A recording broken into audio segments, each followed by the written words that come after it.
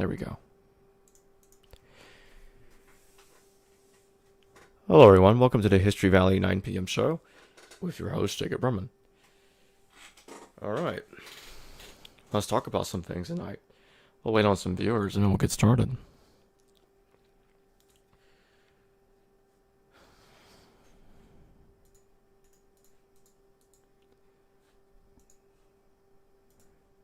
Every day at 9 p.m.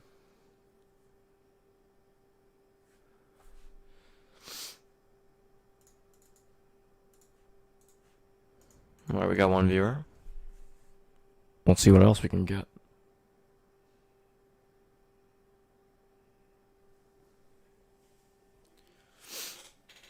Anyone have any questions? Feel free to put it in the live chat too.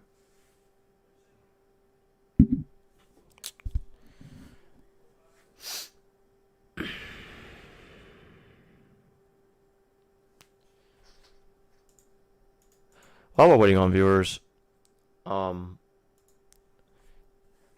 let the one person that's watching know right now that I'm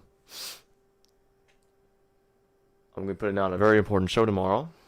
I'm going to be responding to Jason DaCosta's criticism of me, and I'm going to be responding to the AIO theory, Ancient Israel Only.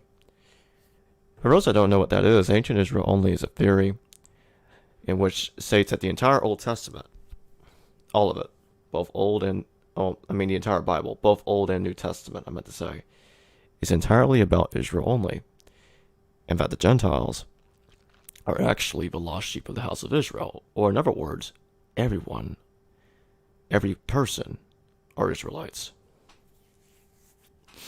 There are a few flaws in that theory, actually a great deal. Saying it is a few flaws is a understatement.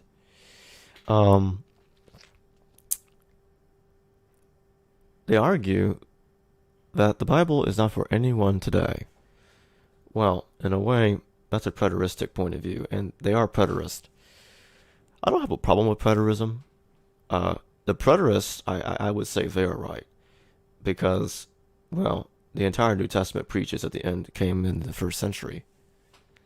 At the end would come when the temple was destroyed, which happened on AD 70. Okay, fine, but that doesn't mean it's Israel only. And preterists are definitely not advocates of Israel only. Preterism and IO are separate ideas. However, Jason DaCosta has conflated the two as if they were one and the same. So he likes to call it consistent preterism. That's what he calls his show. And he said some really horrible things about me, and the way he put it was very unprofessional. So, I'm going to play what he said about me in that show, by the way. But of course, I'm saving that for tomorrow. It will not be part of the 9 p.m. show. It'll probably be a recording, which will substitute the 9 p.m. show, which will premiere at 9. And then the following day, I'll resume the normal 9 p.m. shows. Okuzio says, how you doing? Oh, hello there. He also says, you're going to waste your time responding to that? Normally I wouldn't, but this guy has quite a following. So I kind of don't have a choice. Unfortunately. Yeah, if he had like 5 views per video, I definitely wouldn't be wasting my time. But I'm afraid he's got a lot more than 5 views per video. Okay, so far we got 2 concurrent viewers, 2 likes. Very nice.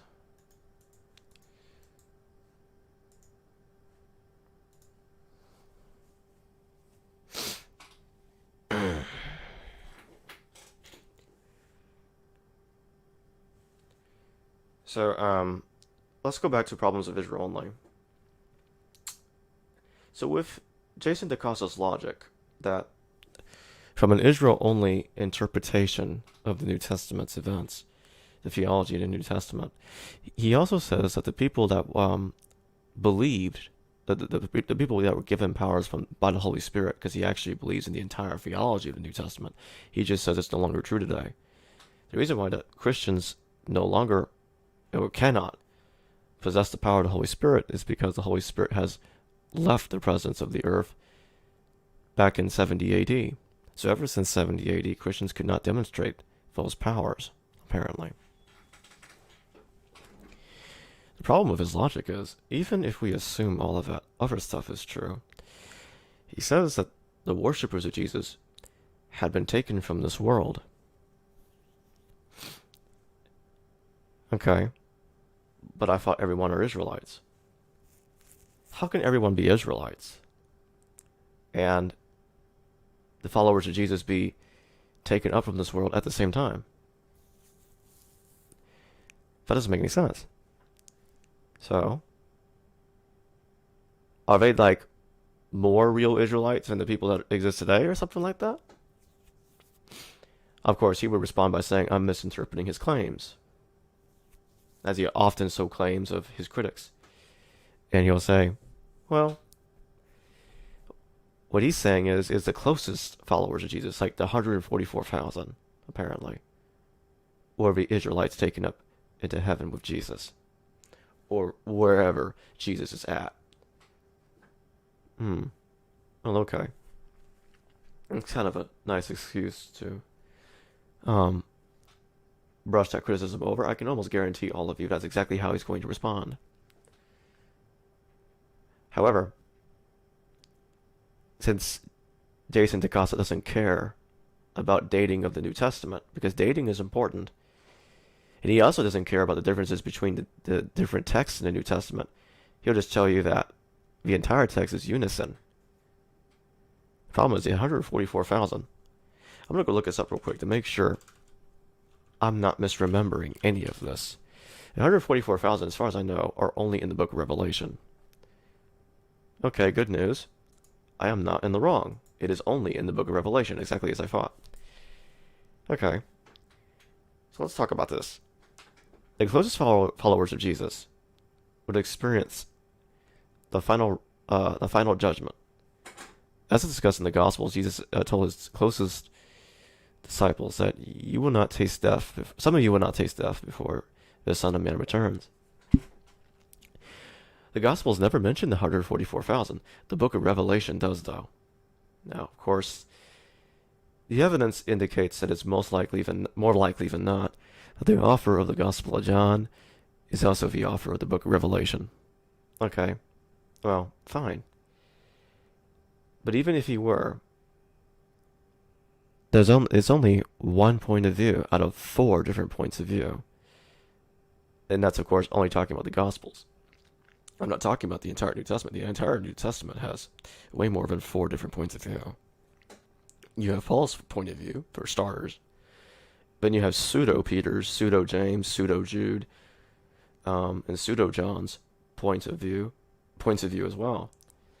The reason why I say pseudo is because none of them are written by the people that, well, they claim to be written by. And really and truly, it's not really hard to prove. Just look at the literature, read the literature, and you'll understand that they were written in events in the late 1st century, early 2nd century, that is far after Paul. Take the Epistle of James, for example. In the very beginning of the Epistle of James, James introduces himself. Now, he may not have said, brother of the Lord, but let me tell you what he did say instead. He says that he is a follower of Lord Jesus Christ. Just by that statement alone, it's a forgery. James, the brother of Jesus, or James the Just, would never have stated that Jesus was Lord. James was a Torah Orthodox Jew.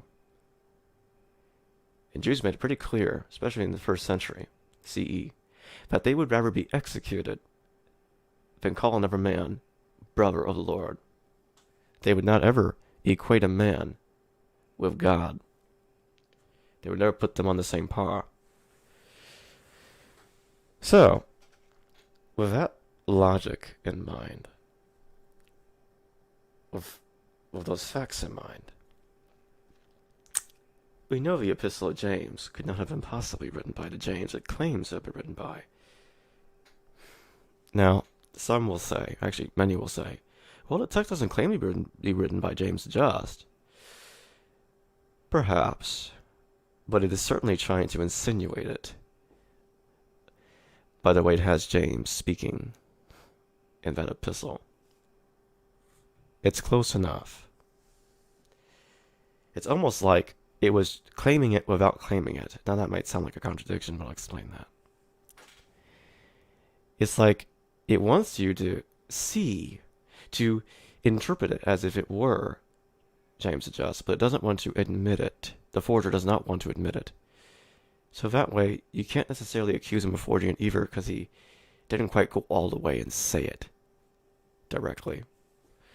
So he's being vague. A vague forger. Rastaman says, even by my layman's eyes, 2 Peter is definitely by a different author than 1 Peter. It's possible. One way or another, they're both forgeries. Regardless if they're written by the same author or not. And one thing I can tell of you is I do believe that 1st, 2nd, 3rd John, 1st, 2nd Peter, James, and Jude were written before the Gospels, but after Clement's letters. Clement's first 4 pseudepigraphical Pauline epistles that he wrote, 2nd Thessalonians, Hebrews, Colossians, and Ephesians, were written by Clement.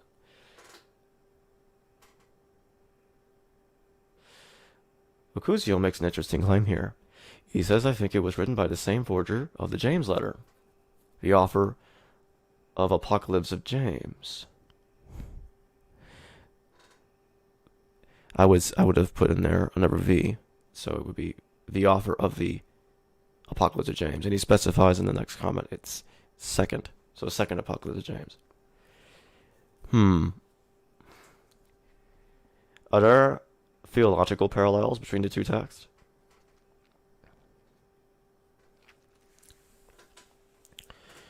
Mind you that the 2nd Apocalypse of James was written really, really late.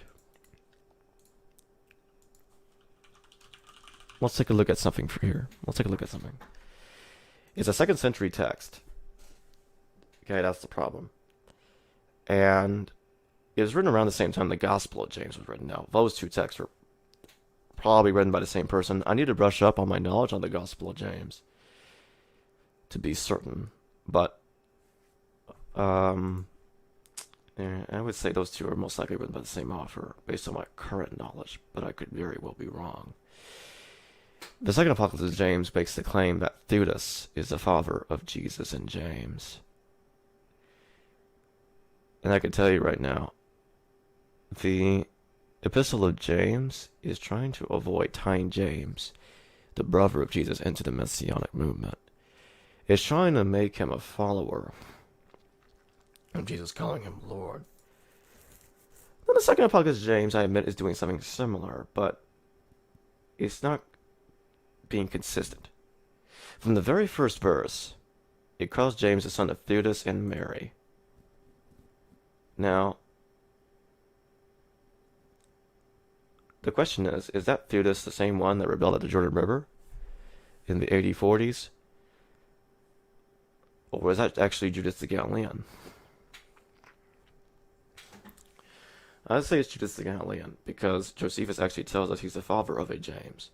So there are 2 ways one can look at it. Either the 2nd Apocalypse of James was confusing Judas and Theudas, which is likely. And the 2nd Apocalypse of James probably knew Acts of the Apostles. I suspect it did. But the Apocalypse of James, the second one at least, is aware of a messianic tradition that's outside of the New Testament.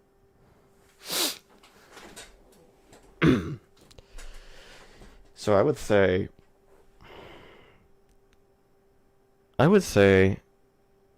it is aware that Judas the Galilean is the father of James the Just. And using the reconstructed messianic list, one can definitely see that is the case. Kwame says, Jacob, what's your stance on the historical Jesus? Well, I'm a historicist. I technically believe that there wasn't one. That might sound like an oxymoron, but I'll explain why. The consensus viewpoint on the historical Jesus is the suggestion that the New Testament Jesus is a mythologization of the historical Jesus. The problem that I have with this is, did Paul believe in Jesus who was crucified by Pilate? Thy Jesus who was crucified by Pilate?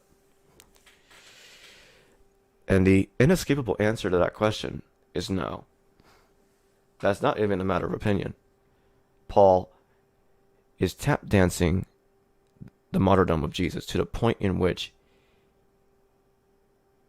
in his first letters, he doesn't even bother to say Jesus was crucified on earth. He places the crucifixion in the heavens. But then in 1 Thessalonians, he tap dances and says, oh, it happened on earth. However, in 1 Thessalonians 2:13-16, Paul says Jesus was executed on earth without a crucifixion. How about that, for starters? And then, in one of his final letters, which is the Epistle of the Galatians, or the Epistle to the Galatians, I meant to say, Galatians 1:19, Paul says that James is the brother of the Lord. But in the very next verse, Paul says, I'm not a liar. Now that doesn't make any sense. How could he be the Lord's brother, and then the movement of James agreeing with Paul, if he's defending himself already from the accusation of being a liar? Think about that for a second. Now, Smithists like to argue that, no, Galatians 1:19 is a metaphor. And that Paul did not actually believe that James was the brother of Jesus. But here's my response to that claim. In the very next verse, in Galatians 1:20, he's already saying he's not a liar. Now, I'll give all of you a much more reasonable explanation for this. Paul was saying James is the brother of Jesus. His Jesus. In fact, even though he was making the equation between his Jesus and James' brother, Jesus, he won't even use the name Jesus. Instead, he says Krios, which is the Greek for Lord. So they know what Paul is actually trying to say, and they call him a liar. In fact, I suspect it was James himself that called him a liar. Just like the teacher of righteousness in the Dead Sea Scrolls, confronting the liar and the wicked priest.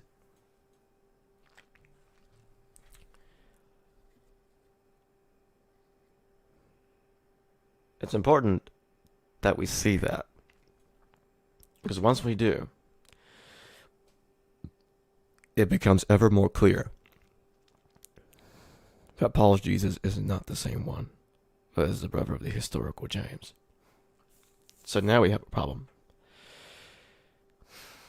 If we shall remain historicists, how should we interpret the historical Jesus?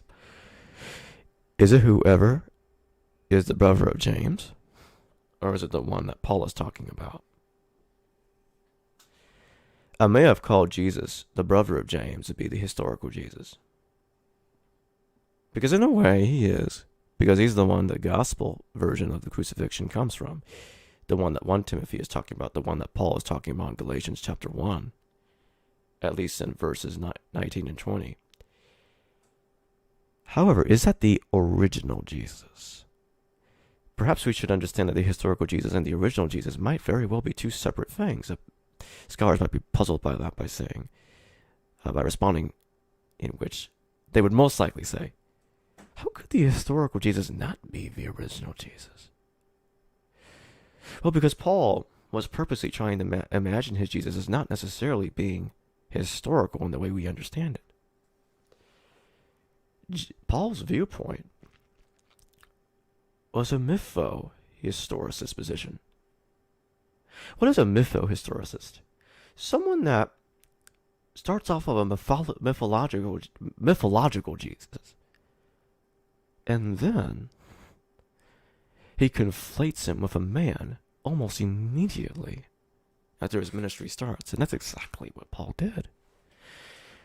Now let me tell you who I think Jesus really is. It's whoever Paul thought was the earthly incarnation of his Lord Jesus. Nicosio says, Paul the teacher of lies. Ha ha. Indeed. Kwame says, why the New Testament or Paul never mentioned Philo?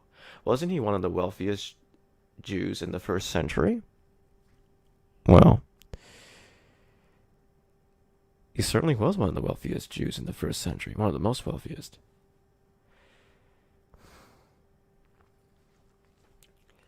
However, Kwame, I would posit this position.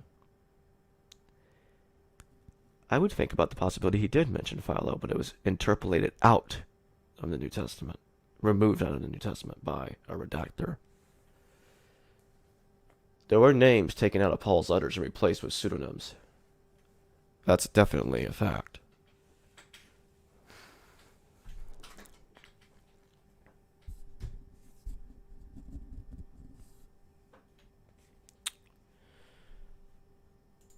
While I await more questions, let's continue.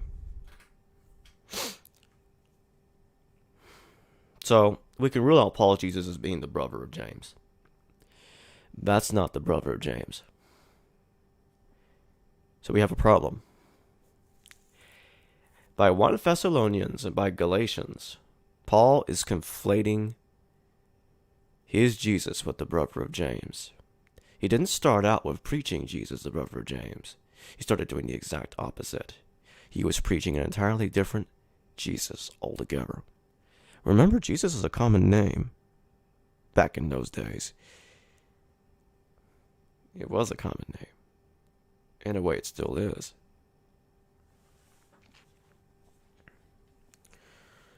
So the fact of the matter is,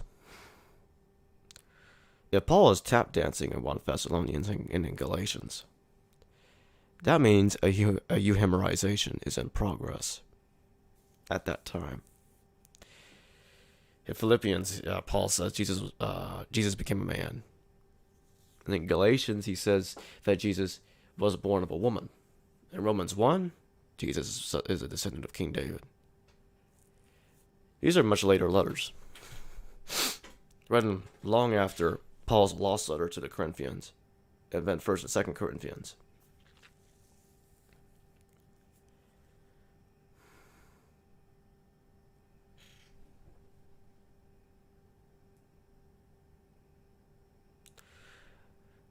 Icusio says, my only struggle there is why would Paul want to make his myth Jesus too earthly? Very simple. Because this earthly Jesus was a king. Romans 1 makes that very clear. As far as Paul is concerned, Jesus was a Roman client king, ruling somewhere in the Middle East. Then you have to ask yourself this question, why is Paul traveling to Antioch all the time? I'll give you a very simple answer. Because his Jesus was a king of Antioch. Now that might sound like ridiculous speculation to a scholar, but to me, it's stating the very obvious. Let's look at a few facts. As far as Paul is concerned, Jesus is a second Adam. Not something Jesus, the brother of James, would have been called. And then he also says that 500 men witnessed his resurrection. Excuse me, not his resurrection, his post-mortem appearance. And that's interesting, isn't it? Because that's in 1 Corinthians 15:6. Rastaman says, do you imagine that there are authentic letters of Paul that was not preserved? Oh, we know that's true. In 1 Corinthians, Paul says he wrote a letter concerning sexual immorality to the Corinthians. That was before 1 Corinthians. We don't have it.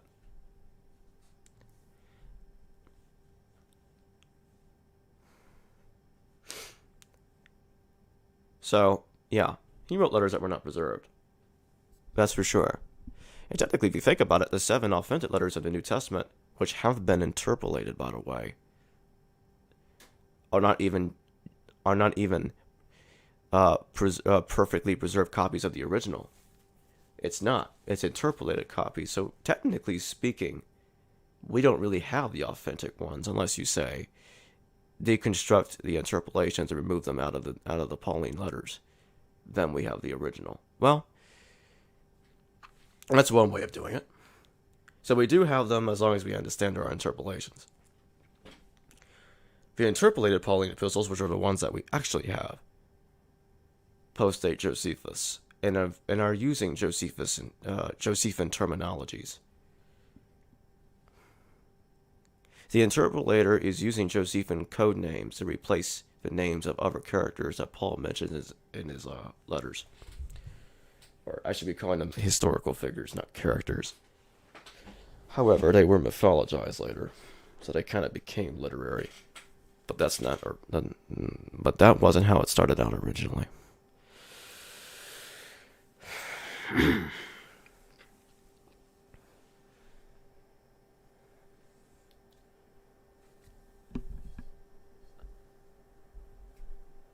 Kwame says that Paul's Jesus came first, the apocalyptic Messiah, then the Gospels seem to try to historicize Jesus. Well, the apocalyptic Messiah, Paul's Jesus was a pro-Roman apocalyptic Messiah. Then the Gospels tried to historicize Jesus. Well, I would try to say rehistoricize Jesus. In other words, remake Jesus in the way they want him to be. Ocuzio says, if I were to have just one wish and then be killed, is it to get to see the original Jesus at first century? Alright. Ask Arnold Schwarzenegger. It'll take you to the first century.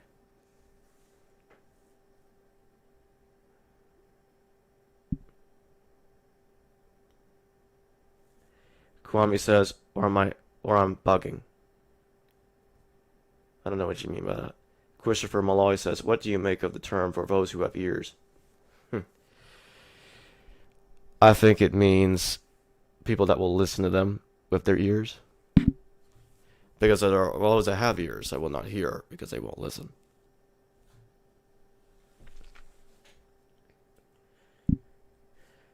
Another thing that a lot of viewers out there that are listening to pseudo-scholarship or pseudo-revisionary historians will never understand, or at least they refuse to understand, is that Paul's Jesus did die in the AD 30s. He makes it very clear in 2 Corinthians 11:32 when he had his vision during the reign of Aretas IV of Nabatea. So yes, Jesus was crucified during the reign of Aretas. Aretas had a concurrent reign with Pontius Pilate. In other words, a parallel reign. They reigned around the same time. So, Paul's Jesus is not in the 80s, 60s. What people need to understand is, and technically speaking, Jesus was moved from the 80s, 30s to the 80s, 60s in a way. Just read the Gospels. Jesus lives a longer life because he rises from the dead, and then he's witnessing the Jewish revolt. His life is extended so that he may live in the literature towards the 80s, 60s to witness the Jewish revolt against Rome. Now, if Paul's letters put Jesus' death, or should I say at least if it placed Paul's vision during the reign of Agrippa II, then maybe the revisionist might have had a point. But I'm afraid he doesn't.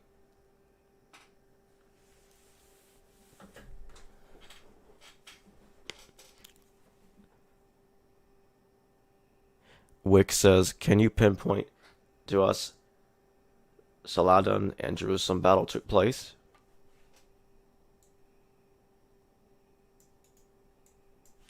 What is that supposed to mean? Of course it took place. It happened on AD 1187. You think that didn't happen?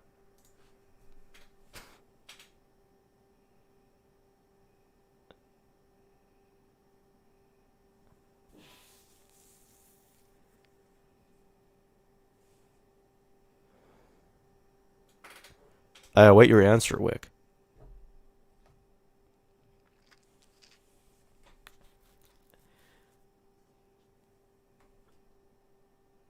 Where? Are you asking where it took place? At Jerusalem. It was the siege of Jerusalem.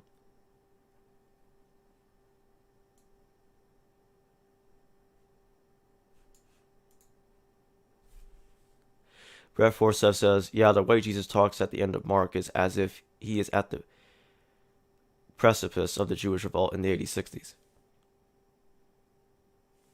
Wick says, where is Jerusalem?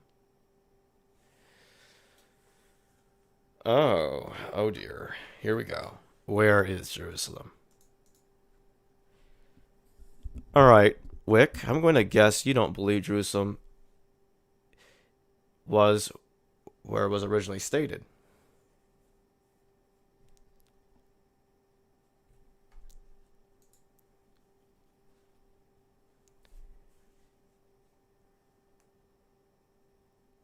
I won't be addressing that question any further. Kwame, Christopher, Ikuzio, and Brett, if any of you have any more questions, or if anyone else, like Rastaman, anyone else has any more questions, please don't hesitate to put it in the live chat.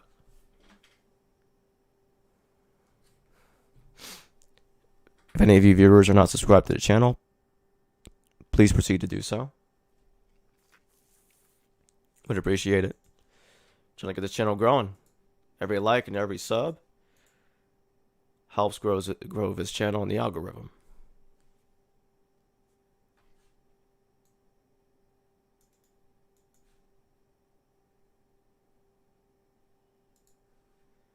Oh wow, Bobby O'Keefe says, I think he meant Aladdin versus Jafar.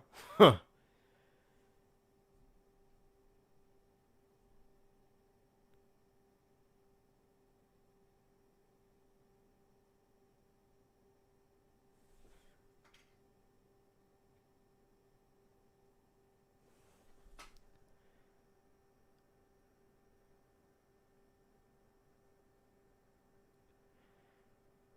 Kawami says, Wick, go to Ralph Ellis' page. LOL, Jacob a premier scholar.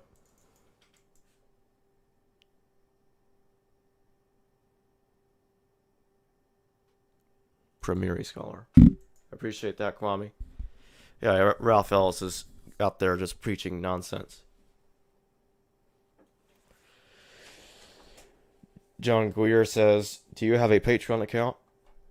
Well, yes, I do.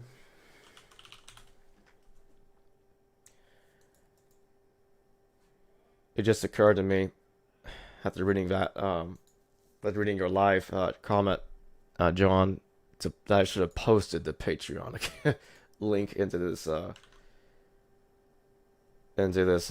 chat, and I didn't do that. I never did that before, as far as I remember. Okay, I'll go ahead and do that.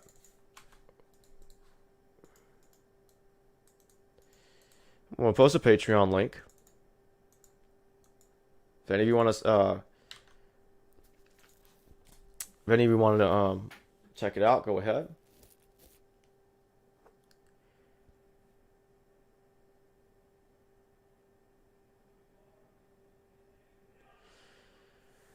Christopher Malloy says, was Paul Jesus' angel Yahweh? Oh yeah, he called him Lord. The Greek word Krios. That's exactly what he believed. As far as Paul was concerned, Jesus' father was Theos Hypsistos, which means the Most High, or the highest God. Or God the highest. Rastaman says, why do you think Acts gave Paul the name Saul if his letters don't use that name? Because, well, quite frankly, that was his original name. The wheat passages of Acts confirms that Paul's original name was Saul. The reason why Saul wrote under the name Paul was he was writing to a Hellenistic audience. Okuzio says, where do you think the early creed came from? Are we talking about the Apostles' Creed? Modern Fogelman says, does the Talmud say anything about the 31 crucifixion of King Bazus at 31 AD? Number one, he wasn't crucified. He died of old age. That's exactly why Jesus was tap dancing. Excuse me. That's exactly why Paul was tap dancing around the martyrdom of Jesus. Because his Jesus never got executed in the first place. Kwame says, Ralph Ellis said Jesus is Egyptian, Greek, Roman, Jewish, Arab, IMO. Well, get this, Kwame. He's not Jewish. Ellis does not say Jesus is Jewish. He says he's a foreigner. Top to bottom. A complete foreigner. Brett says, about Jesus being the Samaritan, why would that Temple Mount be off limits? Why do you think? The last thing Pilate needs is for them to get access to it. That's just going to cause... It's just going to fuel... it's going to add fuel to the fire. It's like throwing gas on the fire. This is the last thing that Pilate wants. Now, of course, one could say he already did that by massacring them. And very true. But, anyway. Accusio says 500 witnesses. Oh, yes. We know where that came from. Came from King Bazus. How many men escorted Bazus out of Adiabeni to Israel back in 4 BCE? Because they were fleeing from the attacking zealots, led by Judas Sepphoris. 500 cavalry. Josephus says 500 cavalry. Those are the 500 witnesses. They weren't witnesses of anything. They were military. Kwame says, what year in the 1st century did Persian control Jerusalem?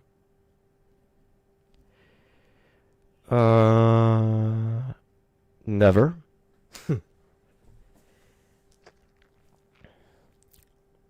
They never did. It's controlled by Rome. Christopher Malloy says, Ralph says he was a Freemason, if that's a religion. Freemasonry didn't exist in the 1st century.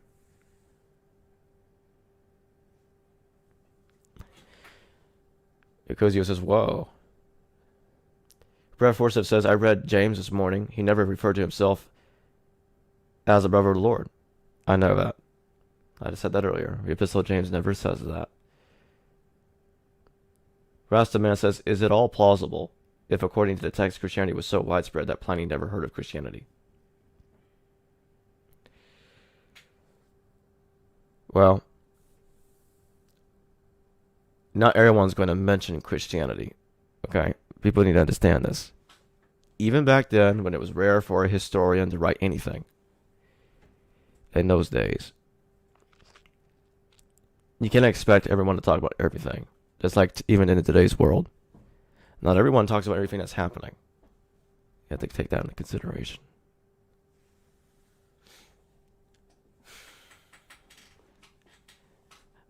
But because Paul was a Herodian, yeah, it's safe to say it was widespread.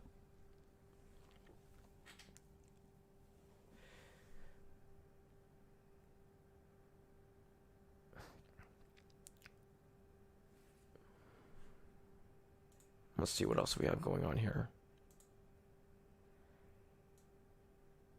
Are Paul's 500 witnesses an interpolation? Absolutely not.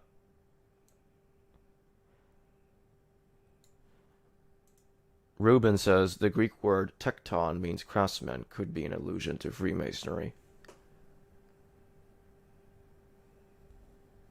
But Paul never uses that word, did he? Reuben, you need to look at Paul's letters. He never uses the Greek word tekton, ever. Ocusio says, who was Paul persecuting before his conversion? The Jews.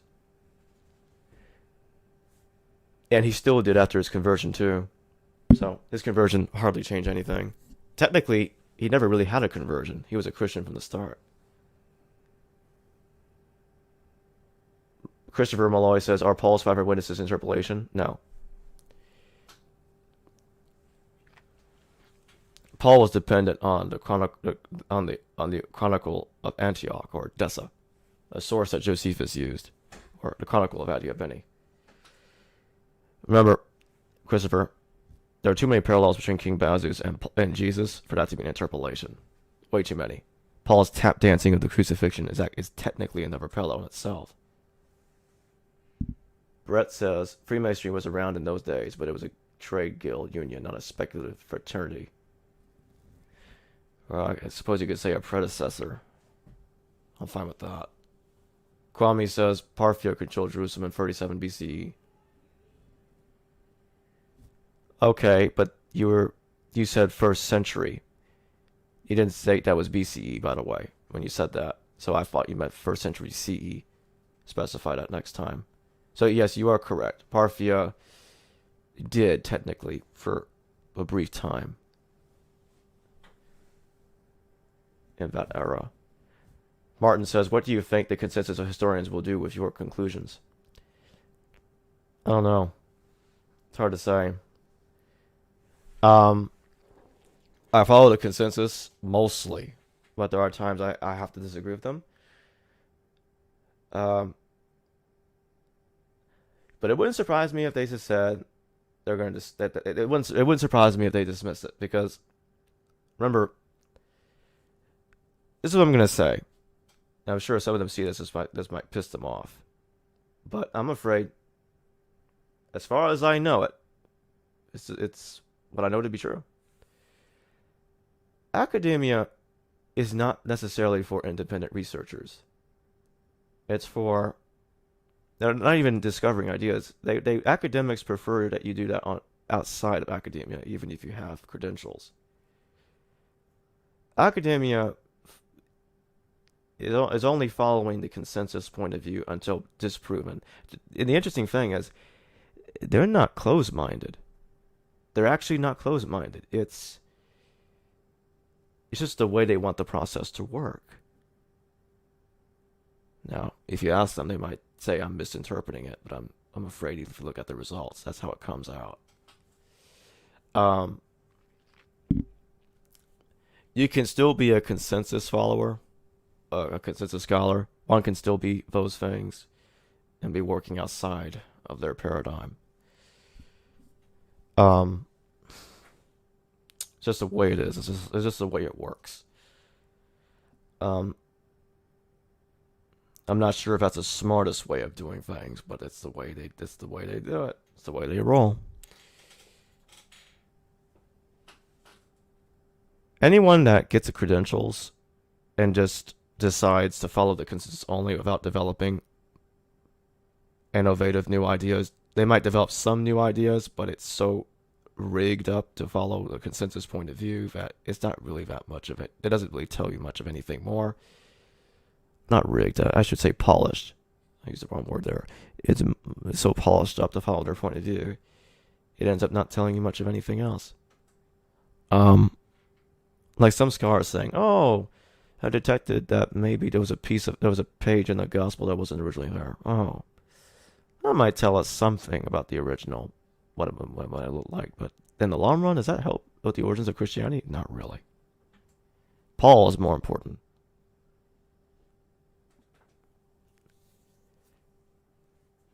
So in other words, I'll break it down in a summary.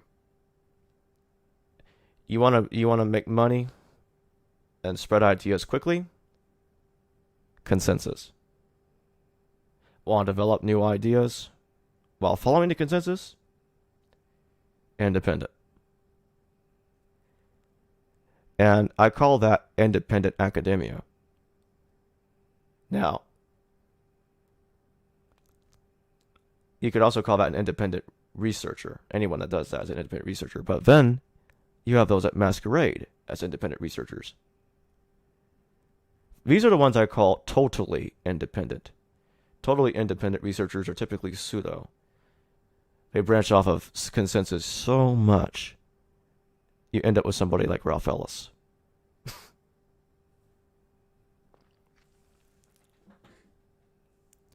Or Lena Einhorn.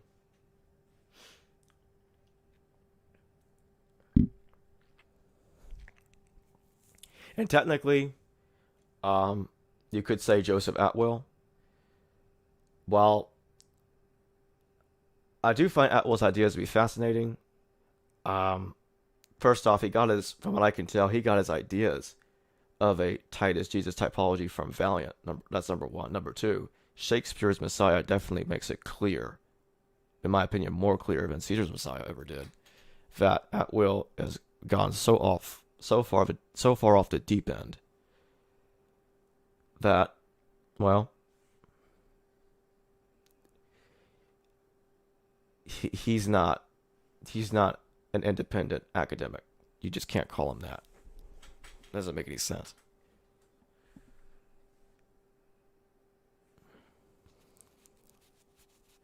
Ecusio says, so all the Christianity thing is a creation of Paul. Christianity as we know it, you could say it is. Rasta Man says, I've heard before that Stephen in the book of Acts is actually James. Is that your understanding as well? Not necessarily. Josephus mentioned Stephen. He was martyred in, I can't remember, AD 40? 48? I think it was AD 48. Yeah. Stephen is simply taking over for James in Acts. So, in a way, the literary Stephen is James, but the historical Stephen is someone else. Ecusio says, Copernicus was persecuted until his theory was embraced. I think this is what is happening with the consensus on the New Testament. Well, in a way, if you think about it, the consensus is actually being heavily persecuted right now. Not only is the consensus argument falling apart right now, and there's more division in consensus. Technically, to say consensus is divided is an oxymoron. You can't have a consensus in division. So really, you could call it division census, because that's exactly what it is. There's a division census going on right now. Christopher Malai says, so was Joshua a title or association, or was it the protagonist's actual name? Well, that was his name. That was his name. Ecusio says Raphael is just independent of logical reasoning. You read my mind. Brad Forsyth says, what was Josephus Flavius Barcan when captured to make Titus the Messiah figure? How does it work? I think you meant, how does that work? Wow. It's very simple. Josephus would be given all the money in the world that one could have.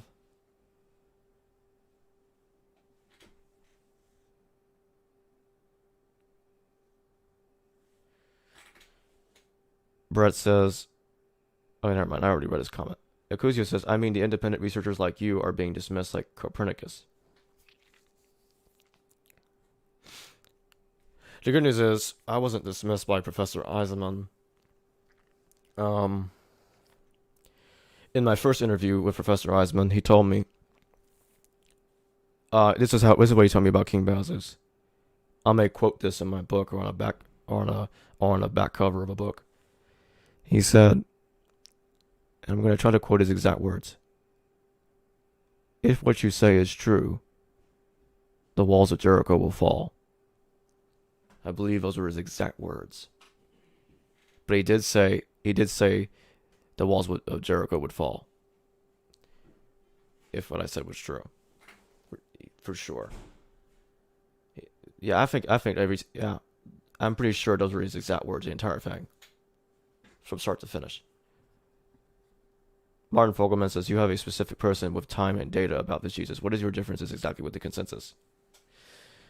Well, it means that Paul's Jesus, or the original Jesus, wasn't crucified. That's my difference. In fact, the crucified Jesus wasn't the one being preached by Paul. That's the difference. Oh, there's one more difference. This is kind of a big one, much bigger. The one Paul was preaching wasn't the brother of James. So yes, there are, like I said earlier, I have loads of parallels to the consensus, but there are times when I have to jump off of that bridge and say, oh, I disagree there, because that doesn't make any sense.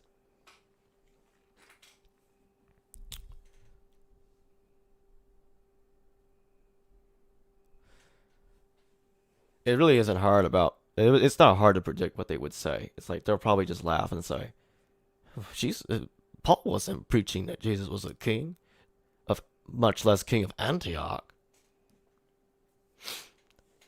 It says, well, we know Paul's Jesus was crucified. That's what they'll say. I'll say, well, the one in 1 Thessalonians 2:13 to 16 and Galatians 1:19 to 20, maybe. Definitely the one in Galatians 1:19 to 20.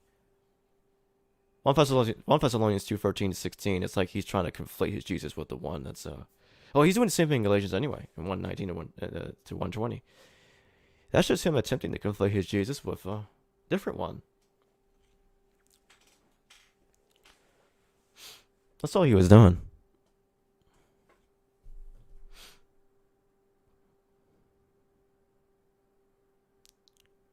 Why do you think we have two Jesuses in the Gospels? It's as simple as that, my friends. You see, Jesus Barabbas, well, you could technically say that was the Jesus that was executed by Pilate, the real one. Although in the Gospels he got released because he's imitating someone else. But then you have Jesus Christ, whom is allegedly executed by Pilate. But that's actually the one preached by Paul, who wasn't executed by Pilate. That's the interesting thing about the Gospels, how they're twisting Paul's teachings, harmonizing different traditions. But the reason why there's two Jesuses in the Gospels is, I guarantee all of you, it's for the exact reason that Paul actually has two Jesuses. There's one he actually believes in, and there's the other one that he pretends is the same one as the one he believes in, but it's not. Martin says, wait a minute, I already read that comment. Akuzio says, which one argument would you give to anyone who claims the New Testament is historically accurate 100%?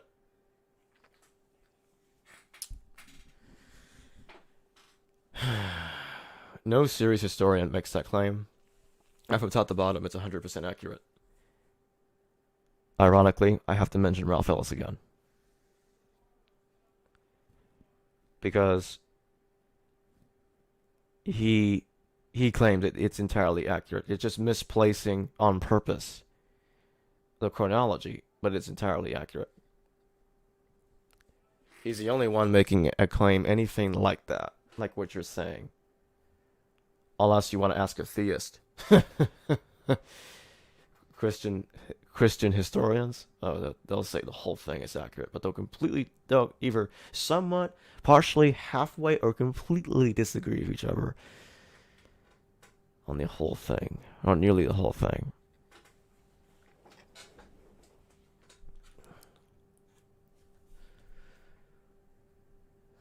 Let's see how much time we got here. We're about 52 minutes and 36 seconds in. So we got less than 8 minutes to go. Christopher Malloy says Lena Einhorn too. I don't think she thinks the entire thing is completely accurate, but if she does, well, then she's as ridiculous as Ralph Ellis.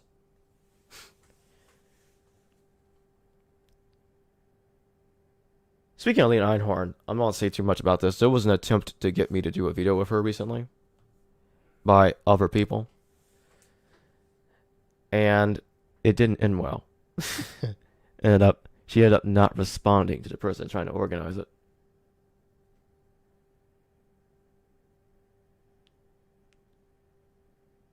I think we all know why.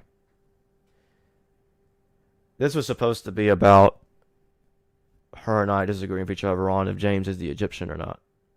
Because she thinks Jesus is the Egyptian, I think James was the Egyptian. Oh, by the way, just so all you know, I'm sure some of you will be shocked by this, but scholarship dismisses the zealot hypothesis that Jesus was a revolutionary. Dismisses it. Even though that's supported by plenty of scholars. The majority of the higher up scholars throw it out completely. And it's not taught at universities unless it's taught by someone like Professor Eisenman, which is rare. I actually can't even think of another example other than Eisenman. S.G.F. Brandon also believed Jesus was a zealot. Okuzio says an apologist, I mean, well, there's loads of apologists out there. I guess William Lane Craig. I've heard a little bit about him. I know, but I don't know a whole lot about him. Brett says if Paul was a Herodian, then that would most likely make him fall into the sect of the Sadducees. He claimed to be a Pharisee. If he were, he was infiltrating the Pharisees. That's typically what I tend to believe. Romans 16:11, Paul says he's a Herodian. That puts an end to any debate if he was or not. He says it right there. And a Christian wouldn't possibly interpolate something like that. I think there's some out there that think that was an interpolation. This is ridiculous.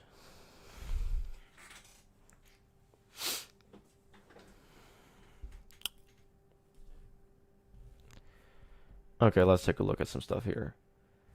Okay, actually, there's no more comments here right now.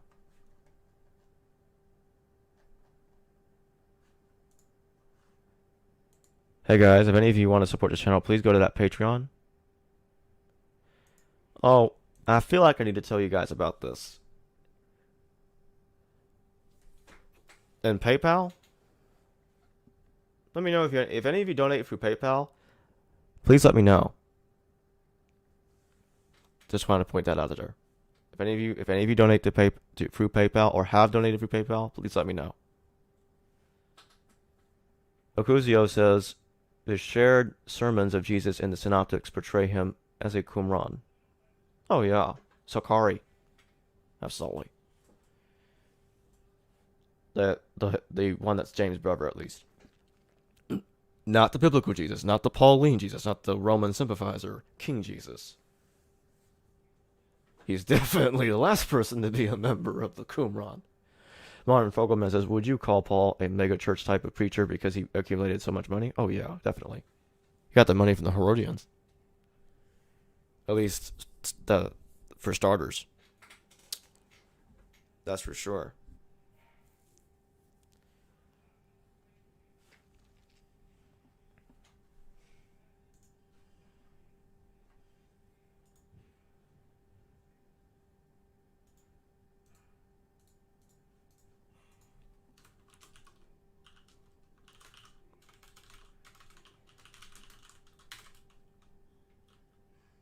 Any more questions? We got about 3 minutes, less than 3 minutes, and I'll be going off the air.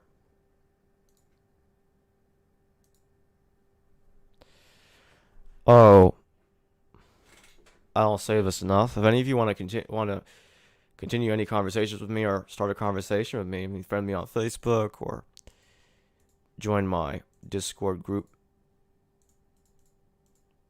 It's a public group, so if any of you want to join it, go right ahead.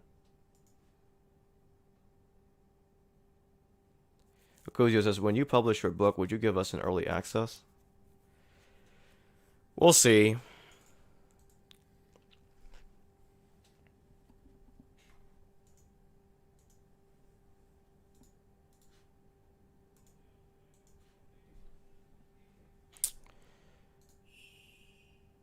Two minutes now.